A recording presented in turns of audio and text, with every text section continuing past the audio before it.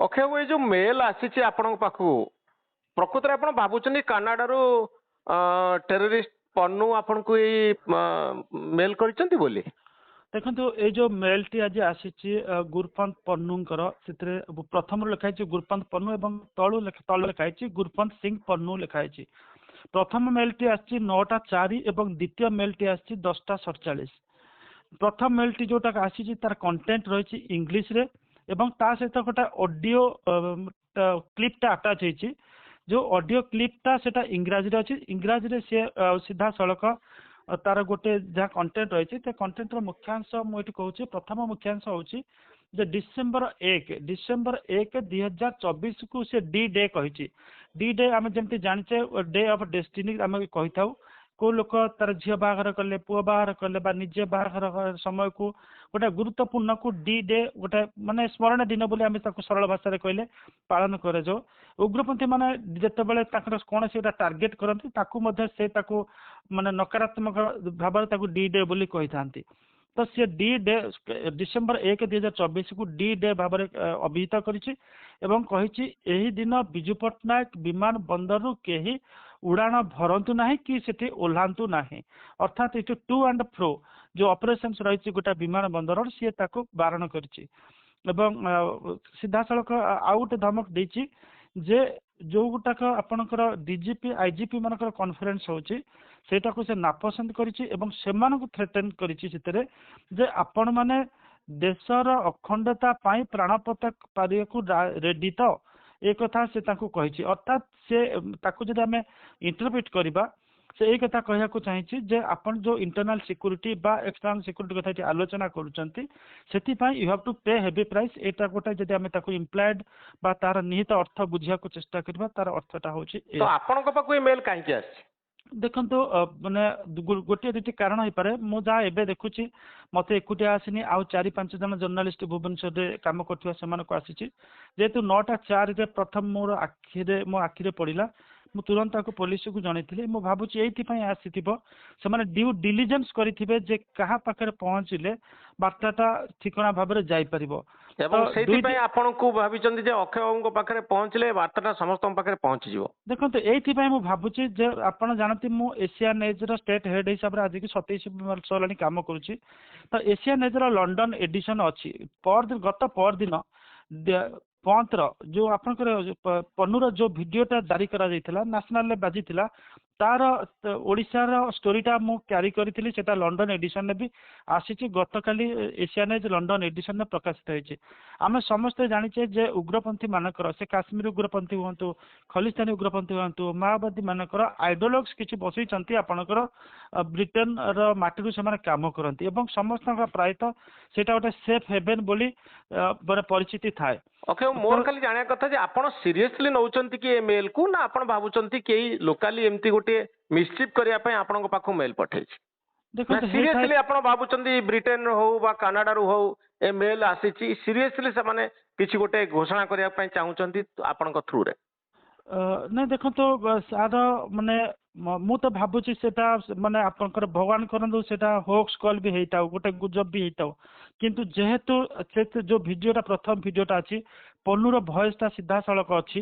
ଯୋଉ ଆମେ 2 ଦିନ ତଳେ ନ୍ୟାସନାଲ ମିଡିଆ ଯୋଉ ପନ୍ନୁର ଭଏସ ଶୁଣିଥିଲେ ସିଧାସଳଖ ତାରି ଭଏସ, ତାରି ଲାଙ୍ଗୁଏଜ, ତାରି ଡିକ୍ସନ, ତାରି ଚିତ୍ର ଅଛି ଏବଂ ସିଏ ଲୋକାଲି କାହାକୁ ୟୁଜ କରିକିରି ସେ ତାକୁ ପଠାଇ ପାରିଥାଇପାରେ। କ୍ରାଇମବ୍ରାଞ୍ଚ ଯୋଉ ଅଧିକାରୀ ମାନେ ଆସିଥିଲେ ଯାହା ସେମାନେ ଦେଖୁଥିଲେ ମତେ ଲାଗୁଥିଲା ମାନେ ଯେତେବେଳେ ମେଲ ଟିକୁ ସେମାନେ କ୍ରାଇମବ୍ରାଞ୍ଚକୁ ଭେଟିଛନ୍ତି ଆଜି ଅଫିସର ମାନଙ୍କୁ?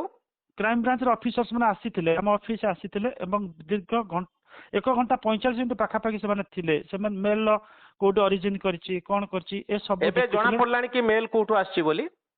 ସେ କଥା ସେମାନେ କନଫର୍ମ କଲେ ନାହିଁ ଏବଂ ଯଦି ମତେ ଲାଗୁଛି ଯଦି ସେମିତି କିଛି ନଥାନ୍ତା ତାହେଲେ ତ ସେମାନେ କହିଦେଇକି ଯାଇଥାନ୍ତେ ନାଇଁ this is a hoax mail କି କଣ, କିମ୍ବା ତାଙ୍କର ମାନେ ଗୋଟେ ଥାଇପାରେ ଯେ ମାନେ they will go follow due procedure ତାପରେ ଘୋଷଣା କରିବେ। କିନ୍ତୁ ସେମାନେ ସମସ୍ତ ରେକର୍ଡସ ନେଇଛନ୍ତି, ମାନେ ଦେଖିଛନ୍ତି କୋଉଠି ଅରିଜିନେଟ କରିଛି କଣ କରିଛି। ମୋ କିଛି ସମୟ ପାଇଁ ମୁଁ ଦେଖୁଥିଲି ସେମାନେ ଯୋଉ ଭଳି କାମ କରୁଥିଲେ ଲାଗୁଥିଲା ଯେ ବାହାର ଦେଶରୁ ଆସିଲା ଭଳି ଅରିଜିନାଲ ଭଳି ଲାଗୁଥିଲା। କିନ୍ତୁ ଗୋଟିଏ କଥା ଆପଣ ପଚାରିଲେ କି ମେଲ କୋଉଠୁ ଆସିଛି? ମୋ ସେ କଥା ପଚାରିନି, ଅନ୍ୟମାନେ ପଚାରିଲେ ସେମାନେ କିଛି ଉତ୍ତର ଦେଲେ ନାହିଁ। ପ୍ରାୟତଃ ମାନେ ଓଡ଼ିଶାର ସବୁ ଖବରକାଗଜ ଆଉ ଟେଲିଭିଜନ ଚ୍ୟାନେଲ ଜର୍ଣ୍ଣାଲିଷ୍ଟ ମାନେ ପ୍ରେଜେଣ୍ଟ ଥିଲେ। ସେ କ୍ରାଇମବ୍ରାଞ୍ଚ କିଛି ଉତ୍ତର ଦେଇନଥିଲା ସେ ନେଇକି। ଖାଲି ଏତିକି କଥା ସେମାନେ କହିଲେ ଯେ ବର୍ତ୍ତମାନ ଆମେ ଏଇଟା ଇନଭେଷ୍ଟିଗେଟ୍ କରୁଛୁ, ଭେରିଫାଏ କରୁଛୁ ବୋଲି ସେମାନେ କହିଲେ। ତାପରେ କହିଛନ୍ତି ଯେତେବେଳେ ଯାହା ଦରକାର ସହଯୋଗ କରିବା ପାଇଁ, ତ ଜଣେ ରାଷ୍ଟ୍ରର ନାଗରିକ ହିସାବରେ ଆମର ଦାୟିତ୍ୱ ଥିଲା ପ୍ରଥମ ଏଇଟା ଜଣେଇବା। ଅକ୍ଷୟ ବାବୁ ଆପଣ କଣ ଭୟଭୀତ କି ଏଇ ମେସେଜ ପାଇଲା ପରେ, ମେଲ ପାଇଲା ପରେ? ନାଇଁ ଦେଖନ୍ତୁ, ଆମେ ଜାଣିଛେ ଏଇଟା ସବୁ ମୋଡସ୍ ଅପରାଣ୍ଡି ଅଫ ମାନେ ଆପଣଙ୍କର ଯୋଉ ରହିଛନ୍ତି ଉଗ୍ରପନ୍ଥୀ, ସେମାନେ ଏଇଭଳି ହୋହଲ୍ଲା କରିକି ବ୍ରାଣ୍ଡ ଭ୍ୟାଲୁ ସେମାନେ ବଢାନ୍ତି ଏବଂ ତାପରେ ଇଣ୍ଟରନ୍ୟାସନାଲ ଲେବୁଲରେ ତାଙ୍କର ଫଣ୍ଡ ରେଜ୍ କରିବାର ଏଇଟା ଗୋଟେ ସେମାନଙ୍କର ଗୋଟେ ମୋଡସ୍ ଅପରାଣ୍ଡି। ପୂର୍ବରୁ ମଧ୍ୟ ପନ୍ନୁ ଭିଡିଓ ଆସିଥିଲା ଯୋଉଥିରେ ସେ କହୁଥିଲେ ଯେ ରାମ ମନ୍ଦିର ପାଖକୁ ଆସିଲେ ସେଇଠି ଗୋଟେ ଆନ୍ତର୍ଘାତୀ କାମ ହେଇପାରିବ, ଅନେକ ଗୁଡିଏ କଥା ସେ ସେଇ ଭିଡିଓରେ ନାରେଟ କରିଥିଲେ। ତ ଆପଣ କଣ ଭାବୁଛନ୍ତି ଏଇଟା ଗୋଟେ ମାନେ ସତ ସତିକା ଧମକ ନା ମିଛ ଧମକ ବୋଲି ଆପଣ ଭାବୁଛନ୍ତି? ଏଇଟା ମତେ ଲାଗୁଛି ତାର ଗୋଟେ ପବ୍ଲିସିଟି ଷ୍ଟଣ୍ଟ ଭଳି ଲାଗୁଛି। ଏଇ ଯୋଉ ଡିଜିପି ମାନେ ଆଇଜିପି ମାନଙ୍କ ସମ୍ମିଳନୀ ହଉଛି, ଆକୁ ଆଳ କରିକିରି ସିଏ ନିଜର ବ୍ରାଣ୍ଡ ଭ୍ୟାଲୁ ବଢେଇବା ପାଇଁ ଲାଗୁଛି। କିନ୍ତୁ ଏଟା ଭଗବାନ କରନ୍ତୁ ଏଇଟା ମିଛ ବି ହେଇଥାଉ, କିନ୍ତୁ ଯେହେତୁ ଆମେ ଦେଖିଛେ 80 ଦଶକରେ ଦେଖିଛେ ଖଲିସ୍ତାନୀ ଉଗ୍ରପନ୍ଥୀ ମାନେ ଯୋଉଭଳି କନିଷ୍କ ବିମାନକୁ ମହା ଆକାଶରେ ଉଡେଇ ଦେଇଥିଲେ, ମାନେ ସେମାନଙ୍କୁ ଏତେ ସହଜରେ ନେଇ ହବ ନାହିଁ। ସବୁଠୁ ବଡ କଥା ହଉଛି ଯୋଉ ଓଡିଆରେ ଲେଖା ହେଇଛି, ସେଥିରେ ଯୋଉ ଥମ୍ବନେଲ ଟି ଅଛି, ଥମ୍ବନେଲ ଓଡିଆରେ ଲେଖା ହେଇଛି। ବିଜୁ ପଟ୍ଟନାୟକ ଏୟାରପୋର୍ଟର ତ ଫଟୋ ଯେକୌଣସି ବ୍ୟକ୍ତି ପାଇଯିବ ଆପଣଙ୍କର ଇଣ୍ଟରନେଟରୁ, କିନ୍ତୁ ଓଡିଆରେ ଲେଖା ହବ କେମିତି? ଏବଂ ସେ ଓଡିଆରେ ଲେଖା ହେଇଛି ଆପଣଙ୍କର ବ୍ଲାକ୍ ଆଉ ରେଡ୍ ଲେଟର ମିଶ୍ରଣ, ଯୋଉଟାକ ମାଓବାଦୀ ମାନେ ୟୁଜ କରିଥାନ୍ତି। ଆଉ ସବୁଠୁ ଇଣ୍ଟରେଷ୍ଟିଂ କଥା ହଉଛି ସେ ଯୋଉ ତା ମେଲରେ ସେ ଆହ୍ୱାନ କରିଛି ମାଓବାଦୀଙ୍କୁ, ଲେଖିଛି ମାଓଇଷ୍ଟ, ନକ୍ସଲ୍ସ, ଖଲିସ୍ତାନିଜ ଆଣ୍ଡ କାଶ୍ମୀରିଜ କୁ ମାନେ ଡିଜିପି ଏଇ ଯୋଉ ଲୋକମାନଙ୍କୁ ଟାର୍ଗେଟ କରିବା ପାଇଁ ସେ ଲେଖିଛି, ଆହ୍ୱାନ କରିଛି ଆପଣ ମାନେ ମାନେ ଆକୁ ମାନେ ଖଲିସ୍ତାନ ସୃଷ୍ଟି ପାଇଁ ଆପଣ ସାହାଯ୍ୟ କରନ୍ତୁ, ଏ କଥା ଲେଖିଛି। ଏବଂ ଆଉ ଗୋଟେ ଆହ୍ୱାନ କରିଛି ଆସନ୍ତା କାଲି ଯେ ଖଲିସ୍ତାନୀ ପତାକା ଉଡେଇବ ସେ ତାକୁ 25 ଲକ୍ଷ ଟଙ୍କା ପୁରସ୍କାର ଦବ। ତ ଏଇ ଯୋଉ କଣ୍ଟେଣ୍ଟ ଗୁଡାକୁ ଦେଖିଲା ବେଳକୁ ଲାଗୁଛି ଏଇଟା ପନ୍ନୁର ହେଇଥାଇପାରେ ବା ନ ହେଇଥାଇପାରେ। କିଛି ପନ୍ନୁର ସିମ୍ପାଥାଇଜର, ସମର୍ଥନକାରୀ ସେଥିରେ ଥିବାର ଗୋଟେ ଅନୁମାନ କରାଯାଉଛି। ତ କ୍ରାଇମବ୍ରାଞ୍ଚ ଇନଭେଷ୍ଟିଗେସନରେ ସତ୍ୟ କଣ ମିଥ୍ୟା କଣ ସେଟା ସାମ୍ନାକୁ ଆସିବ।